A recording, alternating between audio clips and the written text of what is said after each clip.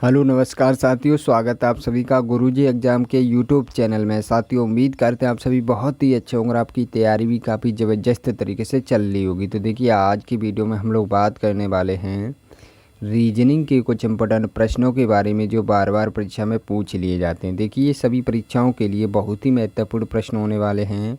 आप किसी भी गवर्नमेंट एग्ज़ाम की तैयारी कर रहे हैं, इस टाइप के प्रश्न हमेशा पेपर में देखने को मिलेंगे। तो देखिए, इस वीडियो में हम आपको आसान ट्रिक भी बताएंगे जिसकी सहायता से प्रश्नों को करेंगे मात्र कुछ ही सेकंडों में सॉल्व। तो आपको ये भी बता दें, ये रीजनिंग का पार्ट नंबर 31 होने वाला है। इससे पहले 30 पार्ट करा चुके। यदि आप लोगों ने उन पार्टों को नहीं देखा है तो प्लीज़ उन पार्टों को भी देख लीजिएगा, क्योंकि हम अपनी वीडियो में उन्हीं प्रश्नों को शामिल करते हैं जो बार बार परीक्षा में पूछे गए प्रश्न होते हैं, जो रिपीटेड टाइप के प्रश्न होते हैं। तो चलिए वीडियो को करते हैं स्टार्ट। बने रहिएगा वीडियो में एंड तक, बहुत ही इंपॉर्टेंट प्रश्नों को कराने वाले हैं।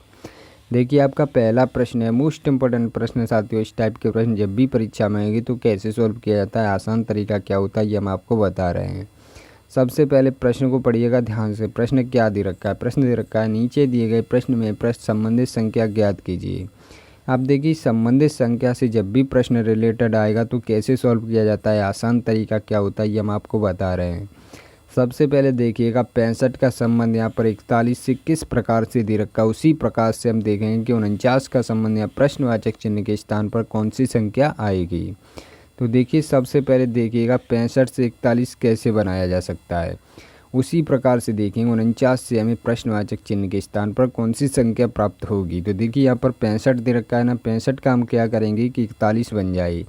तो देखिए, सबसे पहले कंडीशन क्या होती है, सबसे पहले जो 65 दे रखा है ना, उस 65 का हम क्या करेंगे, यहाँ पर संख्याएं देखिए किन किन संख्याओं से मिलकर बना है, किन किन अंकों से मिलकर बना है। देखिए 6 अंक है, 1 5 है, तो इस प्रकार से लिखा गया है ना 65। अब देखिए, इसको आपस में गुणा करके देखिएगा। सबसे पहले इनको आपस में गुणा करेंगे तो कितना मिलेगा हमें, कितना प्राप्त होगा। 6 पंजे कितना होता है भाई, 30 होता है। तो देखिए, यहाँ पर 30 प्राप्त हो चुका है। अब आप लोग बोलेंगे यहाँ पर 30 है, यहाँ पर 41 दे रखा है, इस प्रकार से प्रश्न नहीं हो रहा है। पर नहीं, इसी प्रकार से होगा। देखिए, और कोई प्रकार हो ही नहीं सकता। तो देखिए, एक बार गुणा कर दिया, कोई टेंशन लेने की बात नहीं है। अब दूसरी बार हम प्लस करके देखेंगे। देखिए, इन संख्याओं को आपस में प्लस करेंगे तो देखिए, आपस में प्लस किया तो कितना प्राप्त हुआ हमें। एक बार गुणा कर दिया, एक बार प्लस कर दिया, तो कितना 11 प्राप्त हुआ। 6 5 कितना होता है, 11 होता है। आप साथियों, मैं बोलूँ इन दोनों संख्याओं को आपस में ऐड कर लीजिएगा। आपस में ऐड करेंगे तो कितना प्राप्त होगा भाई, 41 प्राप्त होगा। देखो, 41 यहाँ पर भी दे रखा है। तो इस प्रकार की कंडीशन यहाँ पर सेटिस्फाई कर रही है। इस प्रकार से हमारा प्रश्न सॉल्व हो रहा है। तो आगे क्या करेंगे, इसी प्रकार से इसमें भी हम लगाएंगे। देखिए, इस प्रकार से इसमें भी करेंगे तो कैसे होगा, यहाँ पर देखिए 4 यहाँ पर और 9, इस प्रकार से लिख लिया ना, आपस में गुणा कर दीजिएगा, कोई टेंशन लेने की बात नहीं। आगे इसी प्रकार से बढ़ते रहेंगे।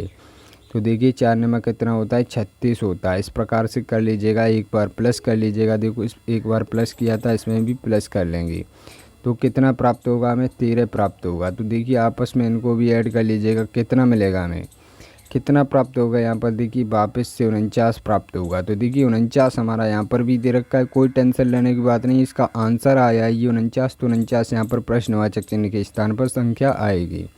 तो देखिए, 49 आपका किस ऑप्शन में दे रखा है, 49 आपका ऑप्शन नंबर ए में दे रखा है, जो कि आपका राइट आंसर हो जाएगा। तो साथ ही हम उम्मीद करते हैं जब भी इस टाइप का प्रश्न आपकी परीक्षा में पूछा जाएगा तो आप बहुत ही अच्छे तरीके से सॉल्व कर पाएंगे। तो चलिए, अब चलते अपने नेक्स्ट प्रश्न की तरफ। देखिए, आपका दूसरा प्रश्न है, मोस्ट इम्पोर्टेंट प्रश्न साथियों। इस टाइप के प्रश्न भी काफ़ी बार परीक्षा में देखने को मिलते हैं। तो देखिए, जब भी इस टाइप के प्रश्न परीक्षा में आएंगे तो कैसे करेंगे। यहाँ पर सबसे पहले प्रश्न को पढ़िए। प्रश्न क्या दे रहा है, दे रखा है, देखिए ये भी संबंधित संख्या से रिलेटेड प्रश्न दे रखा है। यहाँ पर दे रखा है, नीचे दिए गए प्रश्न में संबंधित संख्या ज्ञात कीजिए। अब देखिए, 16 का संबंध जिस प्रकार से यहाँ पर 64 से दे रखा है, उसी प्रकार से हम 25 का संबंध निकालेंगे कि यहाँ प्रश्नवाचक चिन्ह के स्थान पर कौन सी संख्या आएगी। तो देखिए, कैसे सॉल्व करेंगे, आसान तरीका क्या है, हमने आपको बताया था। यहाँ पर 16 दे रखा है। अब देखिए, 16 का संबंध 64 से किस प्रकार से दे रखा है। जब हम संख्याओं को ध्यान से देखेंगे तो आपको यहाँ पर कुछ ज्ञात होगा। क्या ज्ञात होगा भाई, 16 देखिए किसी का स्क्वायर होता है और 64 भी देखिए किसी का स्क्वायर होता है। तो देखिए, इस प्रकार का लॉजिक यहाँ पर लगाएंगे। स्क्वायर का लॉजिक यहाँ पर देखिए लग रहा है। तो यहाँ पर देखिए 4 का स्क्वायर है, तो यहाँ पर देखिए 8 का स्क्वायर नहीं करेंगे। यहाँ पर देखिए 4 का क्यूब तो होता है। सबसे पहले देखिए, जो ये वाला जो जिस संख्या का स्क्वायर होगा उसका क्यू यहाँ पर दे रखा होगा तो क्या करेंगे, उसी संख्या का क्यू करेंगे। तो यहाँ पर देखिए 4 का क्यू ये दे रखा है, तो इस प्रकार का यहाँ पर लॉजिक चल रहा है। तो देखिए 4 का स्क्वायर फिर वापस से 4 का क्यू। इसी प्रकार से यहाँ पर देखिए 5 का स्क्वायर दे रखा है, 25 होता है ना 5 का स्क्वायर, तो देखिए 5 का स्क्वायर। अब यहाँ पर देखिए प्रश्नवाचक चिन्ह के स्थान पर क्या आएगा, इसी संख्या का आगे क्या कर दिया गया था भाई, क्यू कर दिया गया था। देखो 4 का स्क्वायर आगे 4 का क्यू कर दिया गया था। तो इसी प्रकार से इसको भी करेंगे, 5 का क्यू कर देंगे। 5 का क्यू कितना होता है, 125 होता है। तो देखिए 125 हमारा किस ऑप्शन में दे रखा है, 125 आपका ऑप्शन नंबर डी में दे रखा है, जो कि आपका राइट आंसर हो जाएगा। तो साथ ही हम उम्मीद करते हैं जब 20 टाइप का प्रश्न आपकी परीक्षा में पूछा जाएगा तो आप बहुत ही अच्छे तरीके से सॉल्व कर पाएंगे। तो प्रश्नवाचक चिन्ह के स्थान पर आपका 125 संख्या भरी जाएगी। तो चलिए चलते अपने नेक्स्ट प्रश्न की तरफ। ये भी प्रश्न आपको काफ़ी अच्छे तरीके से समझ में आ गया होगा। और देखिए आपको बता देते हैं, यहाँ पर देखिए जिस संख्या का स्क्वायर दे रखा होगा उसका आगे क्यू करेंगे। सबसे पहले क्यू करके देखेंगे, क्योंकि क्यू दे रखा होगा तो क्यू करेंगे। अदर संख्या का यहाँ पर स्क्वायर दे रखा है, मतलब 64 दे रखा है, तो उससे कोई मतलब नहीं है, 8 से कोई मतलब नहीं। जब क्यू नहीं बनता है, जब उसी संख्या का जब हमें क्यू प्राप्त नहीं होता है, तो आगे वाली संख्या का हम किसी का स्क्वायर है तो उसको करके देखते हैं। तो चलिए अब चलते हैं नेक्स्ट प्रश्न की तरफ। देखिए आपका तीसरा प्रश्न दे रखा है, मोस्ट इम्पोर्टेंट प्रश्न साथियों। इस टाइप के प्रश्न भी काफ़ी बार परीक्षा में देखने को मिलते हैं। तो देखिए जब भी इस टाइप का प्रश्न परीक्षा में पूछा जाएगा तो कैसे सॉल्व किया जाता है, आसान तरीका क्या होता है, सबसे पहले प्रश्न को पढ़ा करिएगा ध्यान से। प्रश्न क्या दे रखा है, प्रश्न दे रखा है 8 मार्च 1905 को मंगलवार रहा हो तो 5 जून 1905 को कौन सा दिन रहा होगा। तो देखिए इस प्रकार का प्रश्न आएगा तो कैसे करेंगे, मतलब कौन सा दिन होगा तो किस प्रकार से करेंगे। तो देखिए सबसे पहले देखिएगा यहाँ पर कौन सा महीना दे रखा है, यहाँ पर मार्च का महीना दे रखा है ना, और कितनी तारीख दे रखी है, 10 तारीख दे रखी है। तो सबसे पहले यहाँ से प्रश्न को सॉल्व करना स्टार्ट करेंगे। तो देखिए मार्च का महीना आप लोगों को याद होना चाहिए कि कितने दिन का होता है। तो साथियों यहाँ पर 10 मार्च दे रखा है, मार्च का महीना कितने दिन का होता है भाई, 31 दिन का होता है। मार्च का महीना कितने दिन का होता है, आप सभी साथी याद कर लीजिएगा। मार्च का महीना देखिए कितना, 31 दिन का होता है। अब क्या करेंगे, 10 मार्च की बात कर रहा है तो 10 मार्च को इसमें से घटा देंगे। देखो यहाँ पर कौन सी भी तारीख दे रखी होगी, यहाँ पर 20 तारीख दे रखी होती तो 20 को घटा दें, क्योंकि इतने से स्टार्ट कर रहा है, इस वजह से हम देखिए 10 को हटा देंगे। तो 10 को हटाएंगे कितना बचेगा, 21 बचेगा। तो देखिए मार्च में कितने दिन बचे, 21 दिन बचे। अब मार्च के बाद कौन सा महीना आता है, मार्च के बाद अप्रैल आता है। अब देखिए अप्रैल हमारा कितने दिन का होता है, महीना अप्रैल का कितने दिन का होता है, अप्रैल का महीना हमारे पास देखिए 30 दिन का आ जाएगा, 30 दिन का होता है। अब देखिए अप्रैल के बाद क्या आता है, मई आता है ना, तो मई का महीना कितने दिन का होता है, मई का महीना 31 दिन का होता है।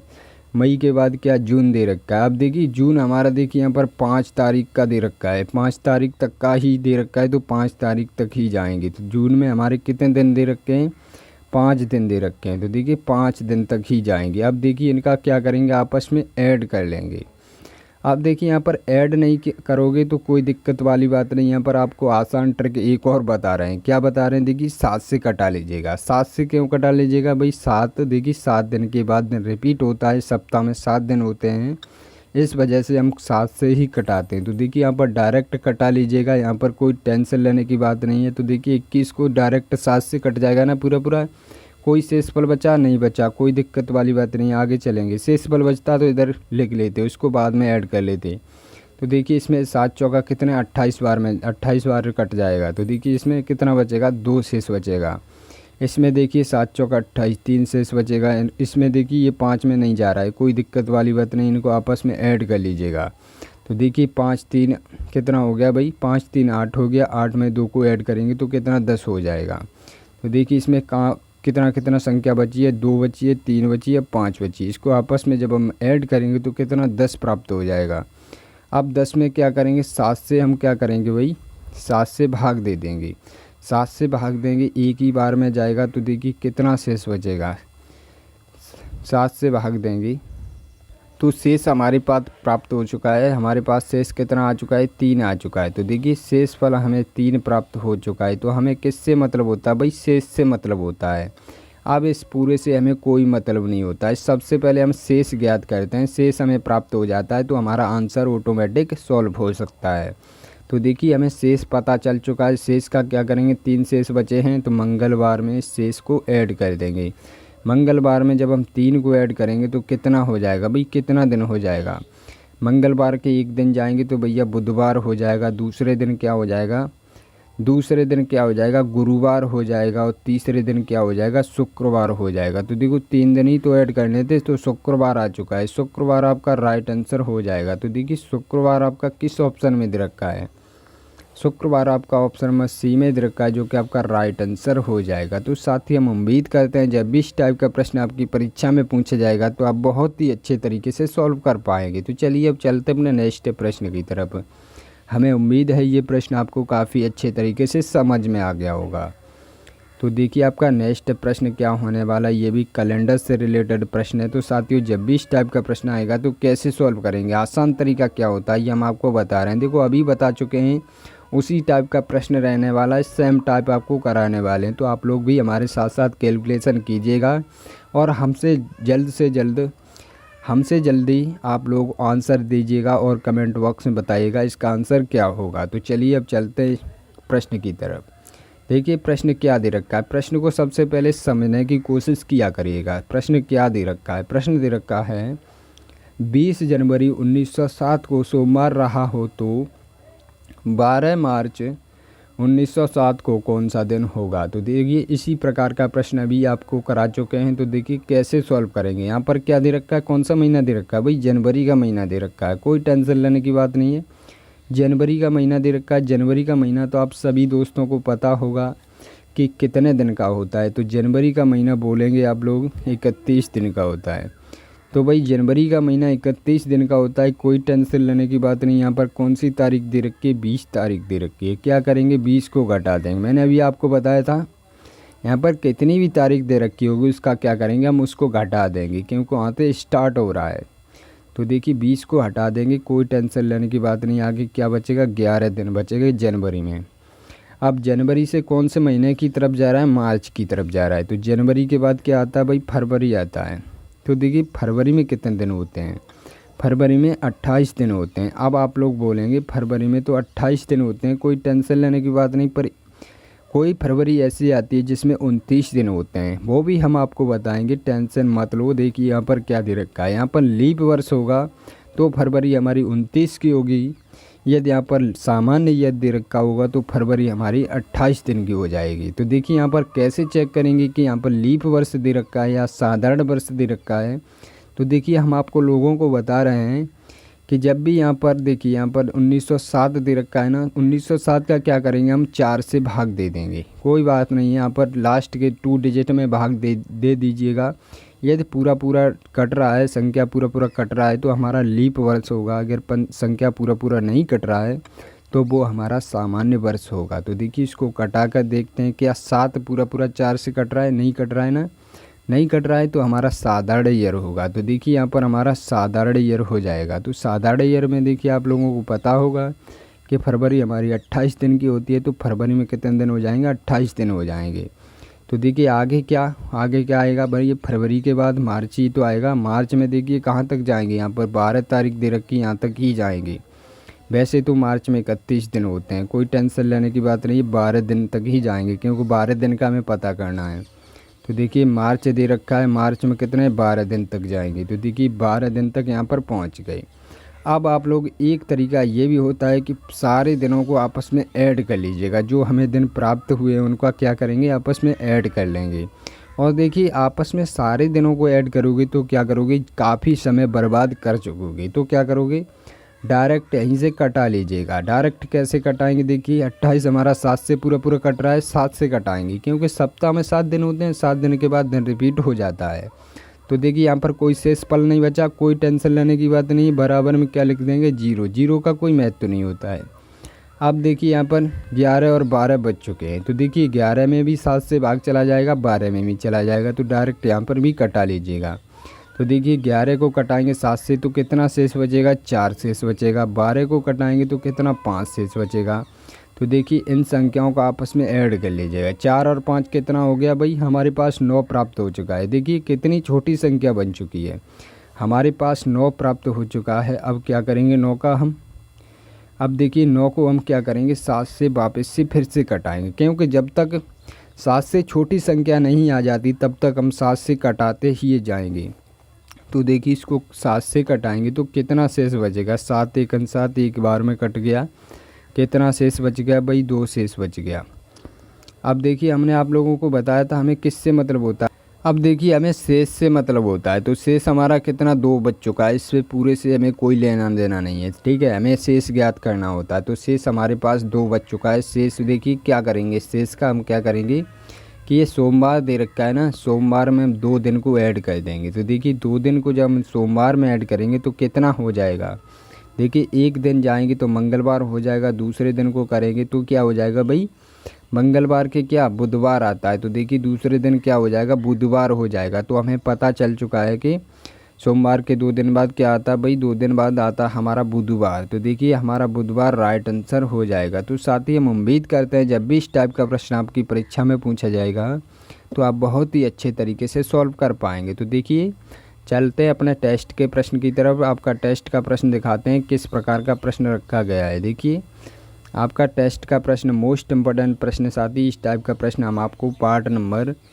हम अपने वीडियो के पार्ट नंबर 30 में करा चुके हैं। जिन साथियों को इसका जवाब नहीं पता है तो वो साथी हमारा पार्ट नंबर 30 देख लीजिएगा, क्योंकि बहुत ही अच्छे तरीके से हम उसमें भी प्रश्न को समझाएं और बहुत ही इम्पोर्टेंट प्रश्न को कराएं। तो जिन साथियों को इसका जवाब पता है तो प्लीज़ कमेंट बॉक्स में बताइएगा, इससे हमें पता चलता है कि जो हम समझा रहे हैं को वो आपकी समझ में आ रहा है या नहीं आ रहा है। तो चलिए मिलते हैं अगली वीडियो में, तब तक के लिए जय हिंद जय भारत।